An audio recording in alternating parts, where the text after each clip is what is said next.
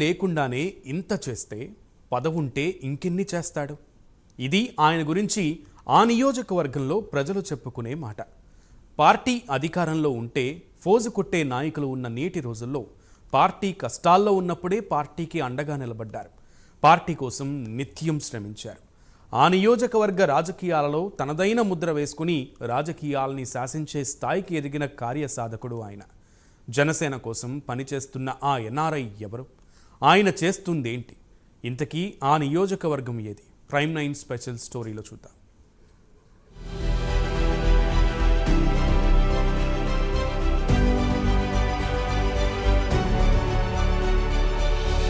కోనసీమ జిల్లాలో జనసేనకు జవసత్వాలు తీసుకురావడంలో ఆయన కృషి చాలా ఉంది.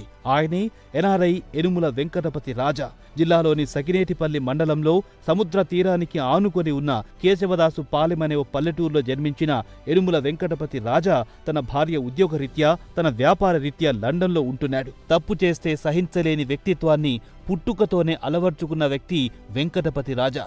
సముద్ర తీరం వెంబడి ఉన్న ఇసుకను అక్రమంగా తరలిస్తున్న ఇసుక మాఫియాపై పోరాటం చేశారు. అంతేకాదు ఓఎన్జీసీ, గెయిల్ నిర్లక్ష్యంతో ఎన్నో చోట్ల గ్యాస్ పైప్ లైన్లు లీకేజీ జరిగి ప్రాణ నష్టం, ఆస్తి నష్టం జరిగినప్పుడు అక్కడ బాధితుల తరపున నిలబడి పోరాటం చేశారు. ఆ ప్రాంత ప్రజల కోసం ఓ కురుక్షేత్ర యుద్ధమే సాగించాడు. జనసేన పార్టీకి ఎన్నో సేవలు చేస్తూ కరోనా టైంలో అక్కడ ఉండి ఇక్కడ స్థానిక నాయకులతోటి ప్రజలకు కాపాడాలి మీరంటూ ఆయన ఇచ్చిన ఆర్థికంగా ఆయన చాలామంది ఇవాళ ఉపయోగపడటం జరిగింది. అలాగే నాలాంటి సామాన్యుల్ని ఎంపీడీసీగా నిలబడడానికి కారణం ఆయనే. అలాగే నియోజకవర్గంలో చాలామంది ఎంపీడీసీలకి ఆర్థికంగా వెనకుండి ఎనుముల వెంకటరాజు గారు ఇలా సెలవుపడ్డారు. ఆయనకి మా గ్రామం తరపున, మా నియోజకవర్గం తరపున, మా జనసేన పార్టీ తరపున ప్రత్యేకతగా తెలియజేస్తూ, పార్టీలు, కులం, మతం అనే వ్యత్యాసం చూపకుండా పదవుల్లో ఎవ్వరున్నా ఒంటరిగా పోరాటం చేసే వ్యక్తి ఈ వెంకటపతి రాజా. న్యాయం కోసం జరిగే పోరాటంలో స్థానిక ప్రజాప్రతినిధుల వల్ల కాని అనేక పనులు తన దృష్టికొస్తే సంబంధిత అధికారులకు, ఉన్నతాధికారులకు చెప్పి ఆ పని పూర్తయ్యేట్లు చేశారు. వెంకటపతి రాజా అంటే రాజోలు నియోజకవర్గ ప్రజలకు ఓ ధైర్యమని స్థానికులు చెప్పుకుంటున్నారు.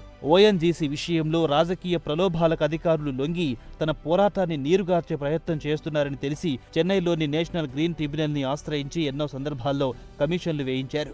మొక్కవోని దీక్షతో అలుపెరగని పోరాటం చేసి చివరికి ఓఎన్జీసీపై సుమారు 22 కోట్ల రూపాయల పెనాల్టీ విధించేలా చేశాడు. అలా ఓఎన్జీసీ పెనాల్టీతో వచ్చిన సొమ్మును నియోజకవర్గ పరిధిలో అనేక చోట్ల అభివృద్ధి, సంక్షేమ కార్యక్రమాలకు వెచ్చించారు.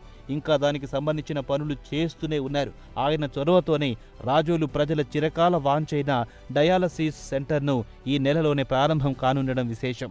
చెరువు వల్ల అయితే చాలా మేము నశించిపోయాం. మేము ఆరోగ్యపరంగా అయితే ఏంటి, వ్యవసాయం పరంగా ఏంటి, నీళ్ళు లేక తాగడానికి కూడా చాలా ఇబ్బంది పడిపోయి మేము కొనుక్కుని తాగడం అంటే చాలా కష్టం. మేము బ్రతకడమే కష్టమైతే మరి రతనరాజు గారు మరి ఎదురుకెళ్ళి మరి అందరినీ కూడా అడిగినప్పుడు మరి దేవుడు మమ్మల్ని ఒక వ్యక్తిని చూపించారండి.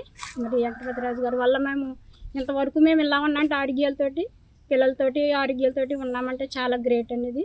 మరి ఆయన వచ్చి మాకు ఎంతగానో సహాయం చేశారు. మరి అయినప్పుడు మరి మాకు ఈ రైల్వే ట్రాక్లో కూడా మాకు మేలు చేస్తున్నారు. మరి ఓ వ్యక్తి ప్రజలకు సేవ చేసేదానికన్నా అధికారంలో ఉంటే ఇంకా ఎన్నో చేయవచ్చుననే ఆలోచనతో కుటుంబ సభ్యుల సహకారంతో రాజకీయాల్లోకొచ్చారు వెంకటపతి రాజా. ఉన్న అన్ని పార్టీలో కన్నా పవన్ కళ్యాణ్ స్థాపించిన జనసేన పార్టీలోనే చేరితే ప్రజలకు ఎక్కువ సేవ చేసే అవకాశం ఉంటుందని ఆ పార్టీలో చేరారు. ఏదో మొక్కుబడిగా పార్టీలో చేరి అందరి మాదిరిగా ఫోటోలకి పరిమితం కాలేదు.